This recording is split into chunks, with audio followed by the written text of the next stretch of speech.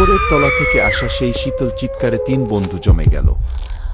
মুহূর্তের জন্য কারো সাহস হচ্ছিল না নড়ার। রুবিনা কাপা কণ্ঠে বলল, আমরা এখনই বেরিয়ে যাই। কিন্তু হাসান মাথা নেড়ে বলল, যদি এটা সত্যিই কিছু হয় তবে না দেখে যাওয়া মানে হেরে যাওয়া কি? রুবিনা আপত্তি করলেও রাকিব আর হাসান তাকে নিয়ে ধীরে ধীরে করকর করা কাঠের সিঁড়ি বেয়ে ওপরে উঠল। প্রতিটি ধাপে যেন কারো গোপন শ্বাস ফেলা শোনা যাচ্ছিল। বাতাসে অদ্ভুত একটা ধোঁয়া ভেসে বেড়াচ্ছিল, যেন মোম আর পোড়া কাঠের গন্ধ মিশে আছে। উপরে গিয়ে তারা দেখল একটা ছোট্ট ঘর। ঘরের মেঝেতে অদ্ভুত প্রতীক খোদাই করা, চারপাশে শুকনো মোমবাতির ছাই। হঠাৎ রুবিনা থমকে দাঁড়াল। এগুলো পৌত্তলিক আচার অনুষ্ঠানের চিহ্ন। এরপর দরজা ধপ করে বন্ধ হয়ে গেল। ঘরের ভেতরে জমাট ঠান্ডা। প্রতীকগুলোর ভেতর থেকে অদ্ভুত লালচে আলো জ্বলে উঠল। ঠিক সেই মুহূর্তে দেয়াল থেকে ভেসে এলো করুণ আর্তনাদ, নারী, শিশু আর পুরুষদের অস্পষ্ট কণ্ঠ। রুবিনা হঠাৎ দেখল মেঝের প্রতীকের ভেতরে কালো ধোঁয়ার মতো কিছু আকার নিতে শুরু করেছে। প্রথমে অস্পষ্ট, তারপর ধীরে ধীরে মানুষের মতো আকৃতি। মুখ নেই, কিন্তু গভীর গর্তের মতো চোখ, আর চারপাশে ছড়ানো অন্ধকার। রুবিনা চিৎকার করে পেছনে আমরা এখনো মুক্তি পাইনি।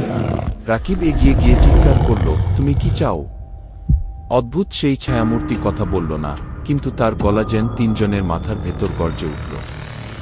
আমরা এখনো মুক্তি পাইনি। গিয়ে ঘরের চারপাশে হঠাৎ রক্তের মতো দাগ ছড়িয়ে পড়তে লাগল। মেঝের প্রতীকগুলো কাঁপতে লাগল। হঠাৎ যেন এক মুহূর্তের জন্য তারা অন্য কোনো দৃশ্য দেখতে পেল, অতীতের ভয়াবহ বলি অনুষ্ঠান। মোমবাতির আলোয় ছুরি ঝলসে উঠছে, রক্ত ঝরছে, আর অসহায় চিৎকার আকাশ ভেদ করছে। 3 জন মুহূর্তেই ভেঙে পড়ল।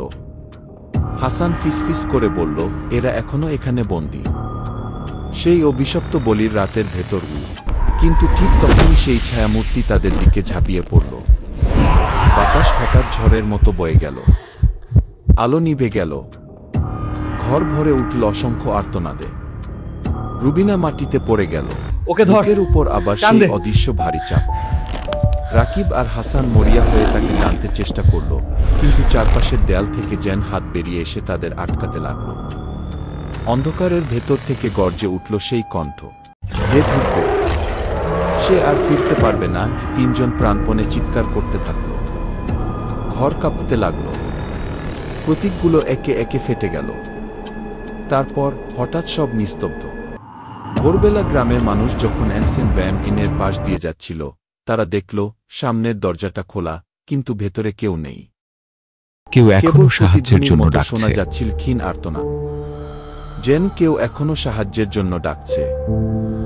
Subscribe now.